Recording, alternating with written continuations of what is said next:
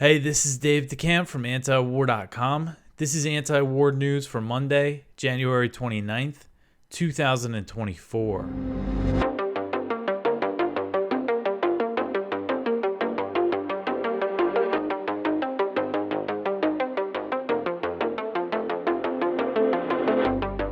All right, so the first story at the top of antiwar.com today, 3 U.S. troops killed in a drone attack in Jordan. So 3 American troops were killed by an overnight drone attack in northeastern Jordan, and this drone attack happened Saturday night into Sunday. And these are the first Americans to die by enemy fire in the region since President Biden threw the U.S.'s weight behind the Israeli massacre of Palestinians in Gaza. And this is something I've been warning about for a while with the sheer number of attacks on U.S. bases in Iraq and Syria. You know, it's just a matter of time before an American died. Now, this happened in Jordan, and it was right over the border. It's right near the Syrian border. This base that was targeted is called Tower 22, and right across the border is the Al-Tanf garrison, which is one of the main U.S. bases in Syria. And this base, Tower 22, supports the U.S. occupation of eastern Syria. So on top of the 3 U.S. troops that were killed, over 30 were wounded, and the Pentagon has indicated that number could go up. So since mid-October, U.S. bases in Iraq and Syria have come under attack over 150 times in response to U.S. support for the Israeli slaughter in Gaza. This attack in Jordan appears to be the first time that this base, Tower 22, was targeted. President Biden released a statement blaming the attack on Iran-backed militant groups, referring to Shia militias that operate in Iraq and Syria. Later in the day, Biden said the U.S. shall respond, but he did not specify how. So there's some confusion about this. A lot of people think that this actually happened in Syria because a spokesman for the Jordanian government said initially, no, this didn't happen on our territory. It happened across the border. Targeted the Al-Tanf base. But then later in the day, Jordan released a statement that did say it happened on their side of the border. The statement, this was put out by the Jordan News Agency, and it's been picked up by other places since. It says, quote, Jordan condemned the terrorist attack that targeted an outpost on the border with Syria, killing 3 U.S. soldiers and injuring 2 others from the U.S. forces that are cooperating with Jordan in countering terrorism and securing the border, end quote. And I don't see, a lot of people are saying to me on Twitter that the U.S. is lying because, they don't want people to know about the illegal occupation of eastern Syria. But I mean, the U.S. is very shameless about their occupation of Syria. They don't care what, other people think about it. And I think, if anything, this is kind of more embarrassing for the U.S. that this thing is spilling out into another country, into Jordan. And Jordan, they have an interest in not appearing like they're supporting the Americans right now militarily. I've seen them deny these reports that say the U.S. has been supporting Israel from bases in Jordan. So Jordan doesn't want to appear like they're too close to the U.S. So anyway, I think it looks like what the U.S. military, what Biden said was right, that it happened on the Jordanian side of the border. So now the response. How is Biden going to respond? This is the big question. There was a report in the New York Times last week that said, just like me, President Biden and his top aides, referring to Blinken and Sullivan, they believed that it was just a matter of time before an American soldier was killed. And that report said that if an American was killed, they would have no choice but to attack Iran directly. Even though they certainly have plenty of more choices than that. So this is definitely a real concern that they attack Iran directly over this. Now, it's worth pointing out, this is very important, that there's no evidence Iran is involved in these attacks. Everywhere you read, they call these Shia militias that have been targeting the U.S. Iranian-backed. But the U.S. has said it has no evidence that Iran is directing these attacks. And there was a U.S. official told CNN a few months ago that it was always a persistent intelligence gap how much these groups operated independently, meaning that they don't know. So that's the thing is that they don't really know, but they're going to say Iran-backed, Iranian-backed, just to make it stick. And so I think there's a few possibilities here that Biden retaliates by targeting the Shia militias in Iraq or Syria again. He could respond by targeting Iranians, the IRGC in Iraq or Syria, or he could respond by bombing Iran directly. And I think either one, killing the Iranians in Iraq and Syria or targeting Iran directly, could mean full-blown war with Iran. So this is a very tense kind of time right now before Biden's response. I mean, it's not clear what he's going to do right now. But this thing could really escalate, could really explode. I wouldn't put it past him. I remember, I think it was 2019 when Iran downed an American drone, an unmanned drone in the Persian Gulf, pretty close to its territory. And Trump, his Pentagon drew up plans for them to bomb Iran, and they were going to do it, and Trump called it off at the last minute. So if they were going to bomb Iran over that, I'm sure that they're going to do it, that there's a probably strong push within the administration to target Iran directly. So the next one here, speaking of which, senators call to bomb Iran in response to the drone attack in Jordan. So of course the Iran hawks are all over this. And some U.S. senators are calling for direct strikes on Iran in response to the killing of 3 American troops in Jordan. President Biden blamed the attacks on Iran-backed militants, referring to Iraqi Shia militias. But the militias are known to act independently, as I just said, and it doesn't matter. The truth doesn't matter. The Iran hawks want war with Iran. And these people that I'm about to quote have wanted this for a long time. The first one I saw was Senator Tom Cotton, very, very hawkish senator. He said in a statement, quote, "The only answer to these attacks must be devastating military retaliation against Iran's terrorist forces, both in Iran and across the Middle East. Anything less will confirm Joe Biden as a coward unworthy of being commander-in-chief," end quote. Senator Lindsey Graham, he wrote on X that the Biden administration must strike targets of significance inside Iran. And he also said, quote, "Hit Iran, hit them hard," end quote.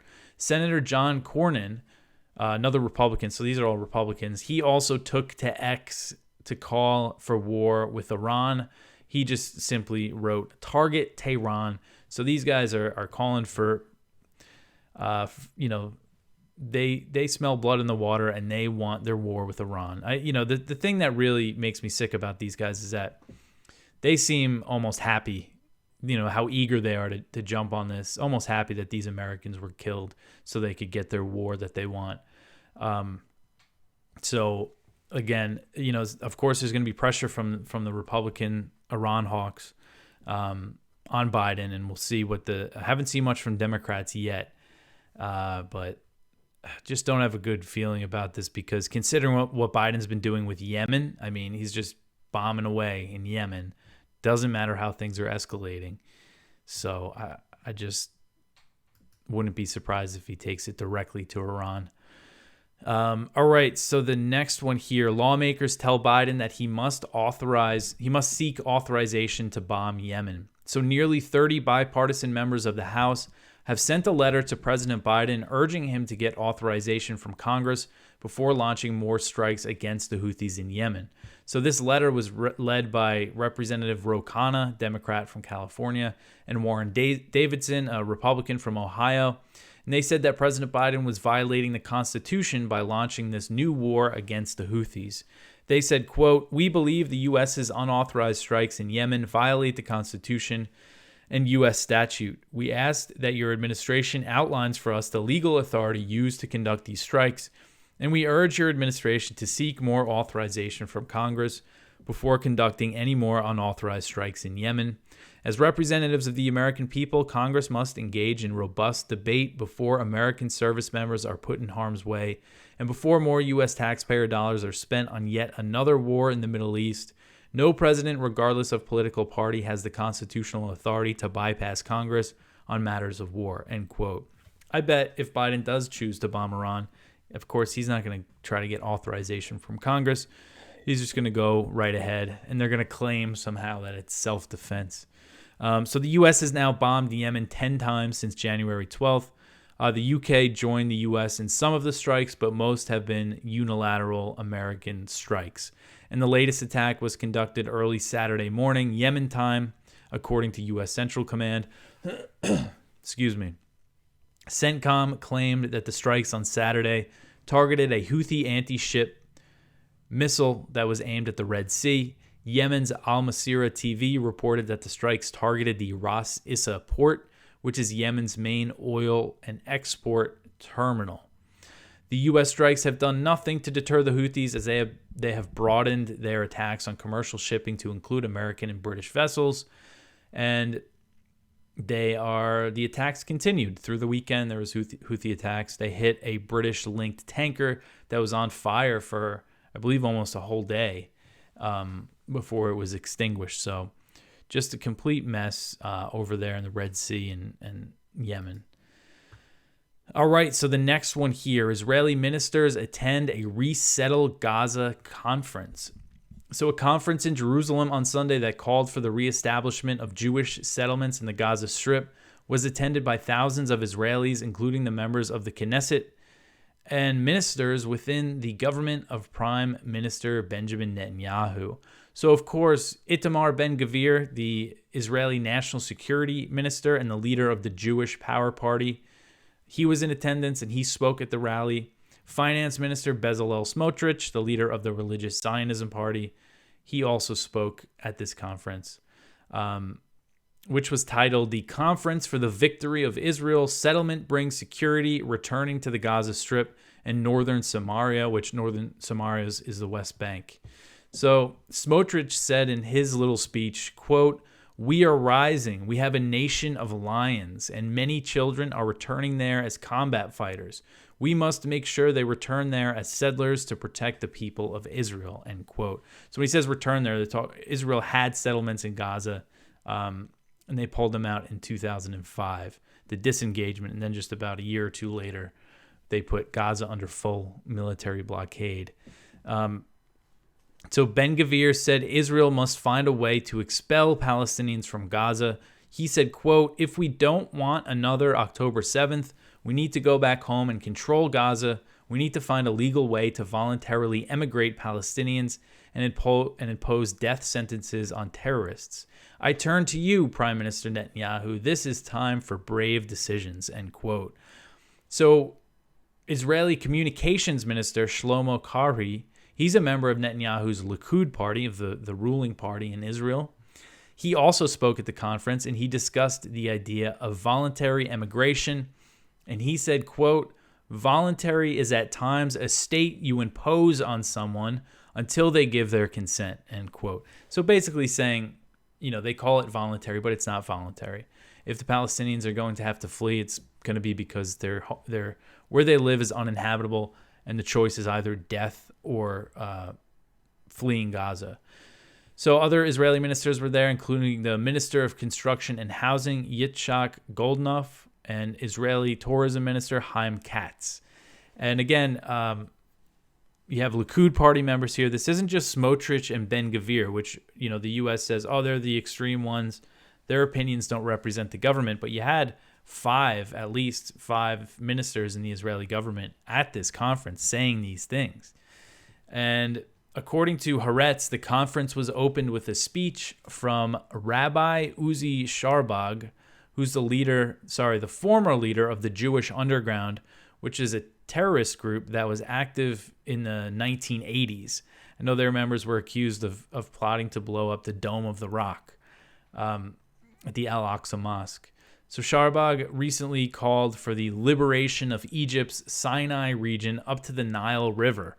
So he's out there. This wasn't at this conference, but he's previously said that Israel has to take over Egypt's Sinai Peninsula, and he called the area integral parts of the land of Israel. So these are the people that the Israeli government ministers are, rubbing elbows with.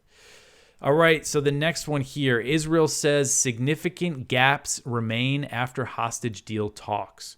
The office of Israeli Prime Minister Benjamin Netanyahu said significant gaps remain following talks on a potential hostage deal that were attended by officials from the U.S., Israel, Qatar, and Egypt. Netanyahu said, quote, "There are still significant gaps in which the parties will continue to discuss this week in additional mutual meetings," end quote. So the talks were held in Paris and were attended by the director of the CIA, William Burns, the head of Israel's Mossad spy agency, David Barnea. And then he had Qatar's prime minister and the Egyptian intelligence chief. So before this meeting, there was a report from the New York Times that another one that said, a hostage deal was close, but we've seen a few of these. It's really, we're not really going to know until a deal is reached. But this New York Times report said that it would be a 2-month ceasefire in exchange for all the hostages being released, that they're still working out the details, the number of Palestinian prisoners that will be released and all that.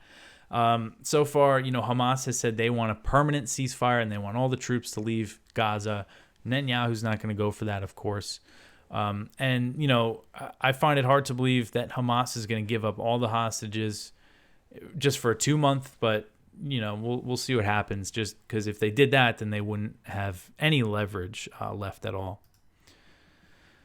All right, so the next one here, the U.S. halts aid to the Palestinian UN agency as famine takes hold in Gaza. So this article is from Kyle Anzalone at the Libertarian Institute. The State Department announced that the U.S. would suspend aid transfers to the Palestinian UN aid agency after Israel alleged a small number of the organization's staff were involved in the October 7th Hamas attack. The White House elected to cut aid to Gaza as famine sets in and the healthcare system collapses. So this was on Friday, and this was actually after and I'll get into this in another story. The International Court of Justice had its ruling on Friday that said it's plausible Israel's committing genocide, and they're not going to drop the case. So they're saying it could be genocide. There's a strong case for it. And after that, Israel claims that some employees for the UN Agency for Palestinian Relief inside Gaza, they claim 12 of them were involved in the October 7th Hamas attack. UNRWA, which is the abbreviated version of this UN agency, has roughly 30,000 employees. So 12 out of 30,000 employees. And Kyle points out that UNRWA fired 9 of the 12 alleged employees who took part in the attack and said that one of the accused is dead and that they're trying to identify the remaining 2. So they took action right away. And now this is also just an Israeli allegation, which they claim they got from interrogating, I forget exactly who, but interrogation, that could mean torture. That doesn't mean, you're getting true statements from people. But anyway, the UNRWA took action, but it didn't matter. And the U.S. And I believe the UK as well is cutting them off. All right, so the next one here. Where is Hamas getting its weapons? Increasingly, it's from Israel. Now, this is a very interesting report from the New York Times. And what it says is that many of the weapons Hamas is firing, these rockets that they fire at Israel, or even RPGs that they have that they're using against Israeli tanks and armored vehicles in Gaza, are made from munitions, unexploded munitions that Israel fires into Gaza. So it goes to show how much Israel has bombed Gaza over the years, that they were able to build up a weapons arsenal just with just unexploded ordnances. And that includes a lot of American bombs, artillery shells, things like that they're cutting open, using the powder and using the, whatever else they can from it. And it just goes to show, right now, it also says that with the number, Israel's been dropping so many bombs on Gaza since October 7th. This report says, Hamas is probably gaining a lot of weapons from that. I mean, it just goes to show when you look at this story and you look at the expanse of the tunnels under Gaza, just goes to show they have a long, eliminating Hamas is not something Israel can really do because of the ways that they adapt. So it's an interesting report. That's basically the main gist of it. But just really thought that was, again, it shows how much Israel has bombed Gaza before this latest flare-up, and Gaza has been under blockade for 17 years. All right, so the next one here, Nancy Pelosi says that calls for a ceasefire in Gaza are Putin's message. So this is unbelievable. Nancy Pelosi said on Sunday that American protesters calling for a ceasefire in Gaza are spreading the message of Russian President Vladimir Putin. She said, quote, "For them to call for a ceasefire is Mr. Putin's message, Mr. Putin's message. Make no mistake, this is directly connected to what he would like to see. Same with Ukraine. It's about Putin's message," end quote. She also made the claim that the demonstrations were linked to Russia and called for the FBI to investigate. She said, quote, "Some of these protesters are spontaneous and organic and sincere. Some, I think, are connected to Russia. And I say that having looked at this for a long time now," end quote. So she was asked if she thought the protesters were Russian plants. Pelosi said, quote, "I don't think they're plants. I think some financing should be investigated, and I want to ask the FBI to investigate that," end quote. So she's calling for the FBI to investigate protesters calling for a ceasefire. Calling for peace is Russian propaganda now to her. So President Biden's recent speeches and campaign events have been disrupted by demonstrators calling for a ceasefire in Gaza, with some calling him Genocide Joe for supporting the Israeli massacre, which has killed over 26,000 Palestinians and over 10,000 children. There was a poll from YouGov and The Economist that found half of the people who voted for Biden in 2020 believe Israel is committing genocide. That is pretty significant. Half of Biden voters think he's supporting a genocide. And the pressure on Biden and Democrats is going to continue to grow as this thing goes on. All right, so the next one here, the U.S. doubles down on dismissing the genocide claim despite the ICJ ruling. So basically the ruling, this was the big news of the weekend until these Americans were killed in Jordan. But the ruling from the ICJ was that it's plausible Israel is committing genocide, that South Africa has a case, the case will go on. They did order some certain emergency measures for Israel to take. They didn't, call for a halt to military operations or call for a ceasefire explicitly, but what they did say, they ordered Israel to prevent violating the Genocide Convention, to stop actions that are, harming, targeting a group, through the ways genocide is defined in the Genocide Convention. And South Africa said, the only way for those orders to be fulfilled is for a ceasefire. And of course, Israel and the U.S. are not listening to the ruling. So anyway, when I first saw the ruling and saw that it didn't explicitly call for a ceasefire, I thought it was weak.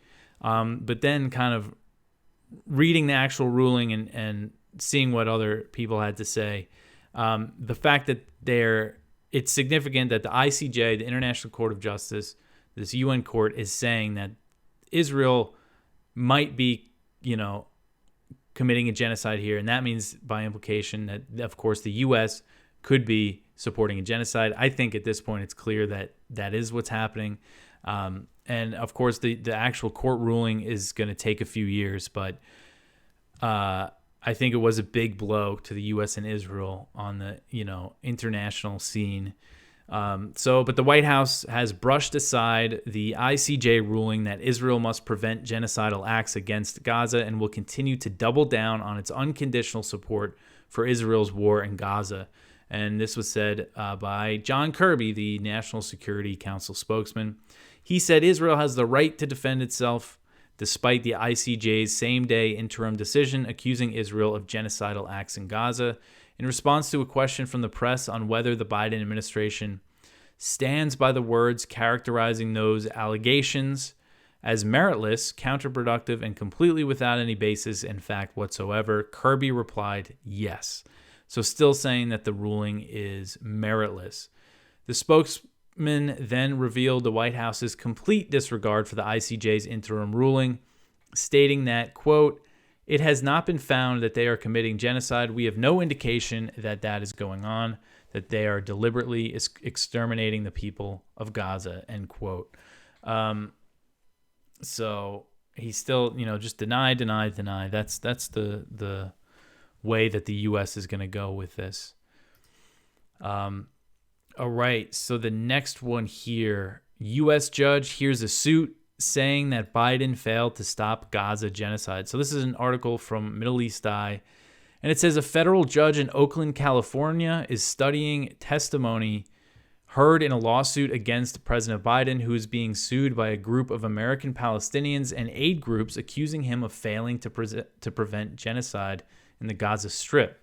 The lawsuit, which claims that Biden failed to fulfill his obligations to international and federal law, was originally filed by several plaintiffs as a last-ditch attempt to stop the deaths of their family members in Gaza. Despite multiple attempts by the Biden administration to dismiss the case, U.S. Judge Jeffrey S. White allowed for a live hearing. Some of those who testified spoke directly from Gaza, including Dr. Omel Al-Najjar, who spoke from a hospital in Rafah. So the judge, after the hearing, said that it was the most difficult case that he had ever presided over. He said he's never heard anything so bad, such horrific testimonies. So he hasn't made a decision yet, but it'll be interesting if a U.S. judge rules that Biden has failed to prevent genocide. I would say he is actively supporting genocide, but it's something that could add to the pressure. All right, so the next one here, Ukraine uncovers over $200 million in corruption. So this is another article from Kyle Anzalone, and it says that the newly installed Ukrainian defense minister has uncovered over $200 million in corruption during his first 4 months in his post, and his predecessor was dismissed over corruption allegations, and this is Rustem Umerov. He's the new Ukrainian defense minister. And he announced that an audit had uncovered $262 million in corruption. And the one example that he cited was a Ukrainian official who paid $40 million for 100,000 artillery shells that were never delivered. So it's embezzlement. And, this is just what the Ukrainian government is telling us. I think they have to, just because of the corruption is very well known and obvious, that they have to, at least come clean about some of it. All right, so the last one here, another one from Kyle. Kenyan court obstructs Biden's plan for Haiti force. So the Kenyan court has issued a ruling that will prevent President William Ruto from sending over 1,000 police to Haiti. The Biden administration has incentivized Nairobi into agreeing to lead a multinational UN force mission in Haiti. UN peacekeepers have a troubling legacy in Haiti, including causing a cholera epidemic that killed thousands. There was also rape and things, really bad history of UN forces in Haiti and international, foreign intervention in general. So in October, the UN Security Council voted for a U.S. resolution to deploy a multinational police force to Haiti, and they want Kenya to lead it. And the president agreed, but now their court is striking it down, saying that they cannot deploy these police forces. So this is a major setback for the Biden administration's plans to back this intervention in Haiti. Okay, so that is it for the news for today. Please go check out our Viewpoints, one from Ramsey Baroud, Genocide in Gaza as an Opportunity, What Ben-Gvir Wants in the West Bank, one from James Carden, Nancy Pelosi's New Adventures in McCarthyism, one from Caitlin Johnstone, When Yemen Does It, It's Terrorism, When the U.S. Does It, It's the Rules-Based Order, one from Roger D. Harris, U.S. Military Projection in Latin America and Caribbean Intensifies. And the spotlight is from Trita Parsi. The ICJ lands a stunning blow on Israel over Gaza genocide charge. That's over at Responsible Statecraft. So that's his analysis of it. He thinks it's a huge deal and it's a big blow to Israel and the U.S. on the world stage. Lots of stuff going on. We will see how everything plays out. You could always support this show just by sharing it, telling your friends about antiwar.com. Like, subscribe, comment wherever you watch. If you listen to the podcast, you can leave a rating or a review where you do that. Follow us on Twitter at antiwar.com and at DeCampDave. That's it. I'll be back tomorrow with some more news for you. Hopefully, the U.S. doesn't bomb Iran between now and then. Thanks for listening.